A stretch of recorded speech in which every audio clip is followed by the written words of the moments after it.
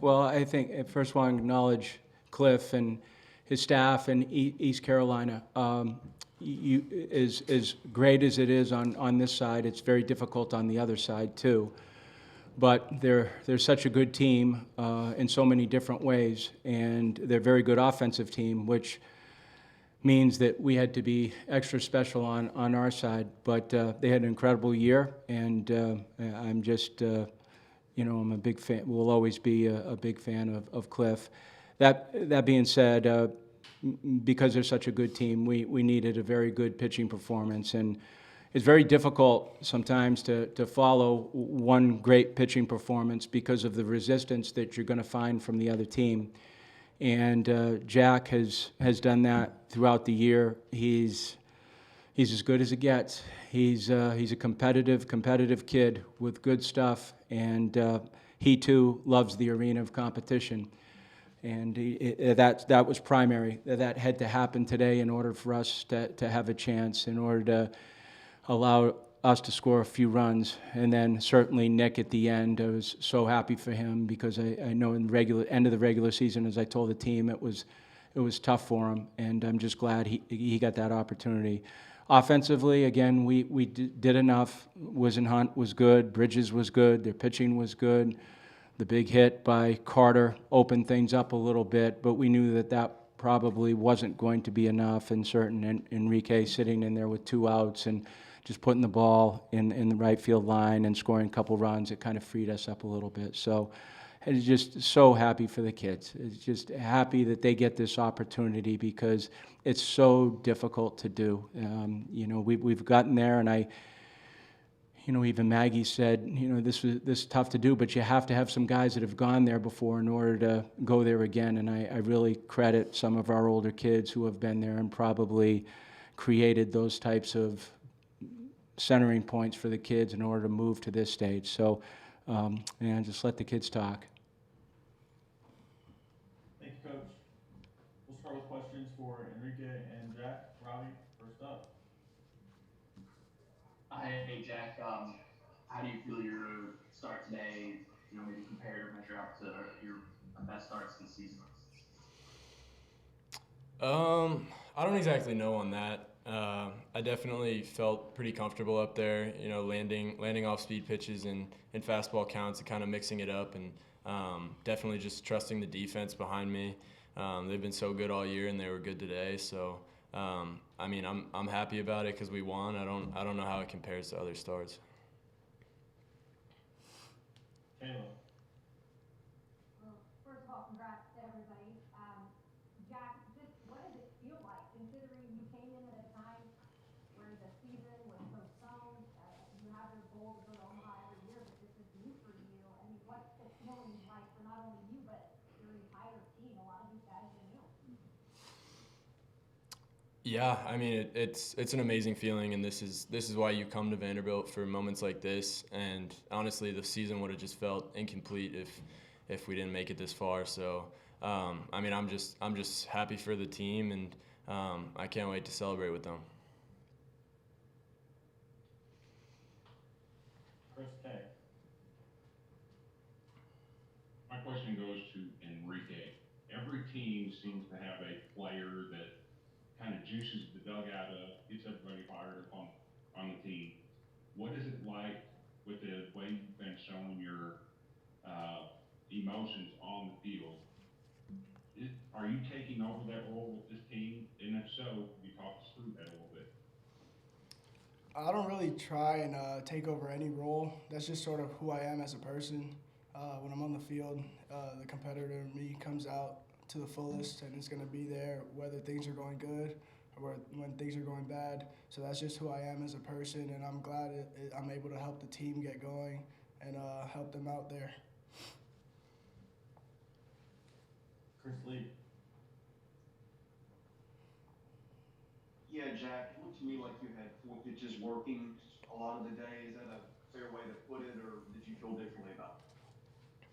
Yeah, I would say that's a fair way to put it. I felt comfortable in the bullpen with my pitches, and actually had a changeup today that was pretty effective, and that's the first time I think maybe all season, maybe second time that I've had that going, and it was just focusing on making a pitch, one pitch at a time, and whatever the right pitch was, I was comfortable throwing it. Adam. Yeah, for Enrique, I'm curious to know if you had visualized this. Maybe teams sometimes have expectations to get to Omaha, but did you expect this, or are you surprised you guys are going to Omaha? When you come to Vanderbilt, there's no surprise when you get to a stage like this. We've been there before with teams past. We know how hard it is, and we know everything that we've gone through as a team. But this is normal for us. This is what we're here to do. Aria. For either of you, what was it like to see Carter get that big hit after, struggling a little bit coming back from his injury? I mean, yeah, that's what he's done all year, and I'm happy to see him back in the lineup. Really good hitter, and I mean, it was a good piece of hitting and a really big moment for him and for the team. Joe. Hey Jack, on that changeup, I'm just wondering, when did you sort of discover that during the game, and then also were there some moments here where maybe they were thinking off speed or breaking stuff, and you snuck that fastball in as well? What about just the mixing of pitches today? I mean, that's always the goal, to keep hitters off balance. I didn't throw my first changeup until maybe the third, and I thought it was good. But it was he took it for a ball a little bit off the plate, and then I threw it again. I think the same hitter. It might have been Worrell, the lefty, and he swung over it. So I kind of just, it surprised me a little bit because the changeup's a pitch that I'm always working on, and to see feedback from the hitter, swing and miss, was helpful. Chris Lee. Enrique, were you surprised that they pitched to you in that spot? Were you surprised you got a pitch that caught as much play as it did? There was no surprise that they were going to pitch to me. I was just getting ready in there. I cleared my mind after my last at-bat, and I was just focused on getting a good pitch that I could hit. And I got one that I could handle, and I just put the bat to the ball and let the rest happen. Adam. Yeah, Jack, there's been a lot of great pitchers here, and not all of them went to Omaha. I'm curious to know, is there a level of satisfaction for you that you're going to get to join that club that gets to pitch in Omaha? I mean, yeah, that's why you come to Vanderbilt, and you have to get through a really difficult season in the SEC, and then really good teams in the regional and super regional. So it's definitely not easy to do, and we're not going to take that for granted. But I'm really just happy for all of us, for the team. Chris K. This question's for Jack. TD Ameritrade tends to play large for hitters. How do you approach it mentally to get ready to pitch in that environment? I mean, I would say that obviously only helps us. I think as a whole, our team gives up fly balls. We like to elevate fastballs and work off of that, work off our fastball. And I especially think it helps us because of who we have in the outfield. Obviously this guy and Javi lately, and then Isaiah's really good out there. So they're all pretty fast. So I think that'll definitely play in our favor. Tom.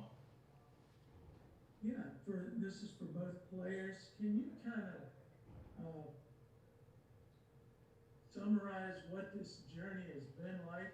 Defending champion 2 years ago, going through no season last year, no fans at the beginning of this year, and now the fans are back, the excitement's back. Just kind of put it in your own words what that journey has been like. This journey's been special for everybody in the organization, players, staff, and everybody associated with us because we faced so much adversity as a team. And one thing remains the same is that we've been able to lean on each other, and we always find our way back to each other, and that has helped us get through the rough patches, the injuries, whatever it may be. And we're still standing and we're still here. Yeah, I mean, for us going into the season, there's obviously some uncertainty on what the team was going to look like because we didn't even have a season last year, and some of the older guys from last year left. So, I mean, to see the journey, the way it played out has been really special. I think it's a good place to end it with student athletes. We'll now move into questions for Coach Corbin. Robbie, go ahead. Hey Tim, I was getting back to Omaha effectively for the second straight time. New to you and the program, both considering from a consistency standpoint and also since you lost last year. Yeah, I mean, I'm just happy for the team. We're a completely different team. So just to be able to gain some experience throughout the year, play a tough SEC schedule, play well on the road, to go through a tough regional and then another super regional. I mean, this road was not easy by any stretch. A lot of kids who were on the field for the first time. You had some kids that even that were with the 2019 team never on the field. So to do it with this group is special. But you said consistent, and that's how I would characterize them. They've been very consistent in their behaviors, and because of that, they've put themselves in good situations. Taylor. Hey, Coach, you talked a little bit about Leiter's performance today. He spoke briefly about the defense, but how big was it for them to back him up today? And then can you talk about C.J. Rodriguez behind the plate and some of the big plays he's had in the series? Well, Jack had to mix against these guys. I mean, they know he's got a very good fastball, but, we talked about Williams yesterday and trying to hit, a fastball at 97, 99, and then a kid that makes a kind of a mid-game adjustment and starts dropping another breaking ball in there, and it's very difficult for the hitters. This is not a video game, so if you're going to have any success as a pitcher, you have to be able to mix your pitches and your secondary pitchers and hitters counts and lead pitches too, to lead off the at-bat with maybe a different pitch than a fastball to get them off the fastball, and that's what he did. He was so effective, and if you don't do that against that group, I mean, listen, we gave up one run, and if anyone is a fan of college baseball and watched East Carolina throughout the year, they understand how difficult of a team this is. All the coaches that I spoke to said this team is very real. They'd be one of the top teams in the SEC. So we just did an outstanding job of pitching, but Jack was great in every way. You could tell he had good confidence coming off the mound. It was a very hot day. He contained his heartbeat really well. He was efficient. He got deep into the ball game. It's what you want out of a starter, and so many times that doesn't happen. So he was just outstanding.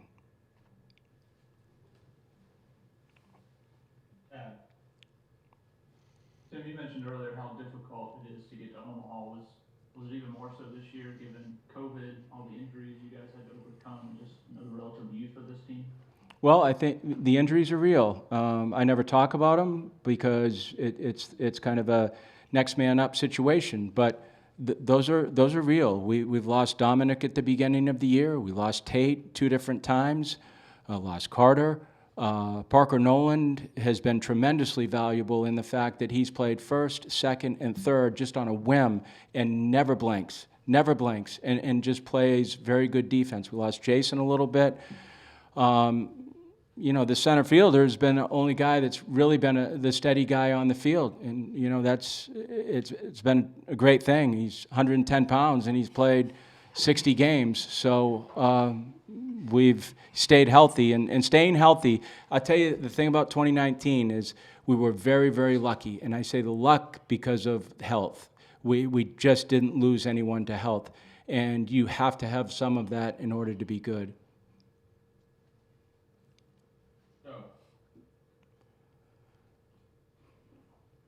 Yeah, Tim, obviously happy for these kids, this particular group, having this experience.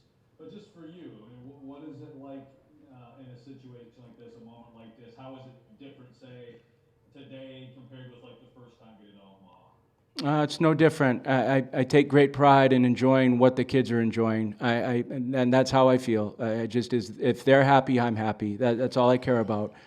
I guess I'm just the passion police. I just make sure that every day they come ready to throw everything they can into the environment, and that's it. I don't get upset about anything but just that, and that's it. You know, if they're playing and they've got the environment and you give them an opportunity to play, then a lot of times they're going to create very good situations because they've earned it. I mean, they attack the practice field that way every day. So I'm happy for them. I'm just happy for them. It will always be that way, just to watch their joy.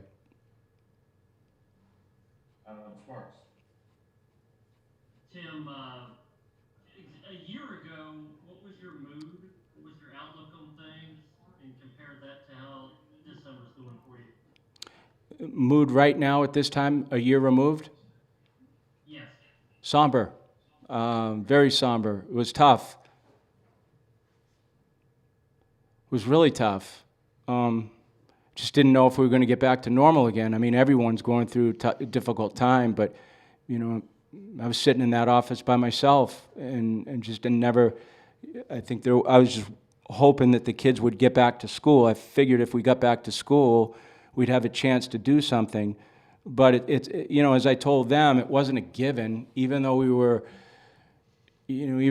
operating in the fall, there were several times that these guys were removed from the training environment because of being a close contact. There's a level of frustration that's associated with it. They go home. A bunch of them got the virus. I mean, it was a real thing. And the fact that we could withstand that and then gain some momentum and just kind of put some things together, get our classroom back together again, and then, I felt like if the NCAA, because I knew we were playing well, I felt like if the NCAA would grant just 100% capacity, then I felt like it would give us a good chance to gain some momentum once we started playing at home, because we did. We played so well during the course of the year to give ourselves an opportunity to host a regional and super regional. If you don't do that, it becomes very difficult. Not to say you can't do it, because we've been very close on the road when we've won on the road at Illinois, but it's much better to do it home, and I'm just so appreciative of the fans showing up and being present for this and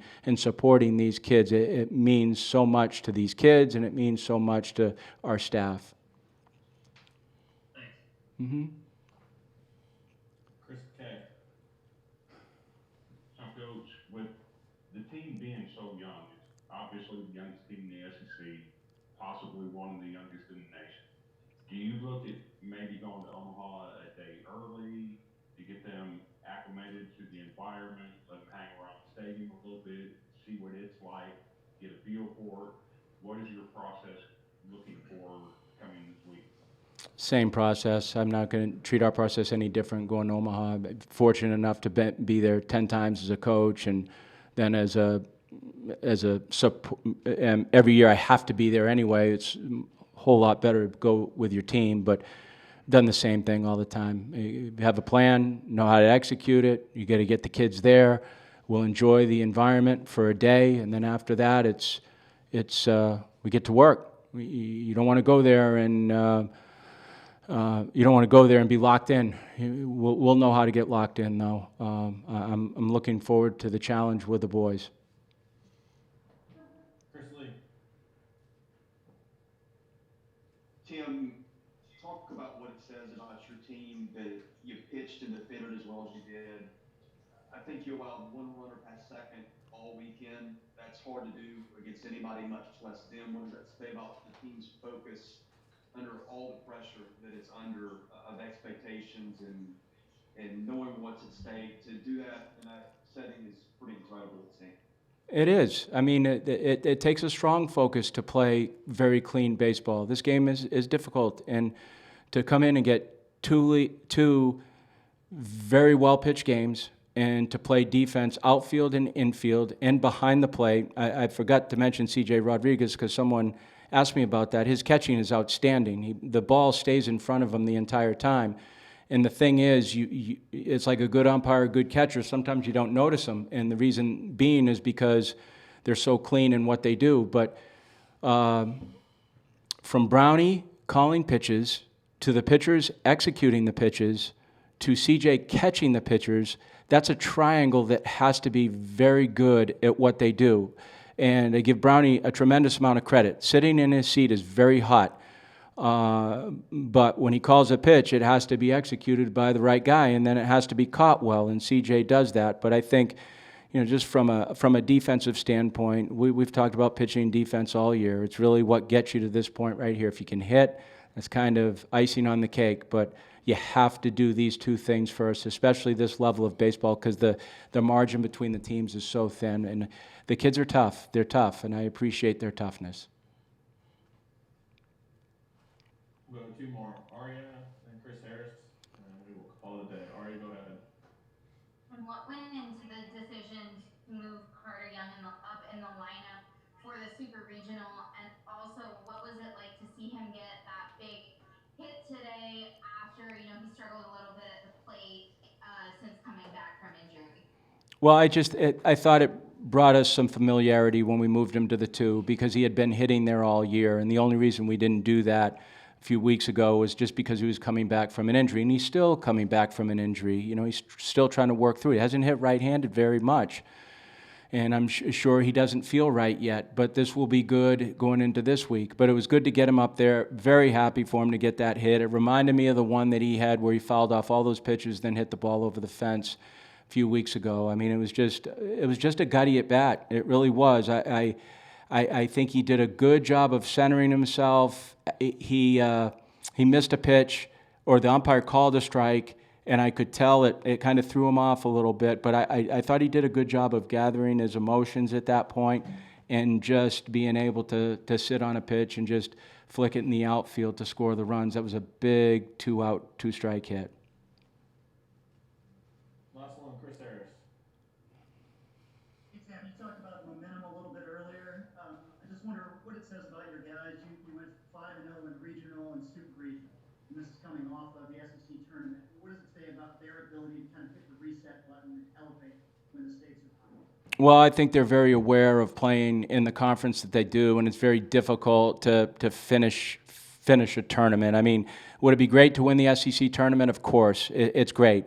But the reality is it doesn't mean anything. It doesn't. You have to reset immediately after the season and after the tournament, because you know that the level of baseball that you've played during the course of the year is going to set yourself up for an opportunity to play deep if you play well. And the guys know that. The guys knew that they were playing tough baseball all year, and they gained some confidence by doing that. But I thought they did a great job of resetting. We reset as a team, and then we just attacked the regional. The regional helped us in this series because it was a tough regional. I think one situation has helped the other. Kentucky helped the regional helped the super regional, and then you hope that with our experiences, they help us in Omaha. And the guys need to enjoy themselves right now at a mature level and enjoy what they've done, and then we'll get back together tomorrow and kind of reset ourselves again and get ready for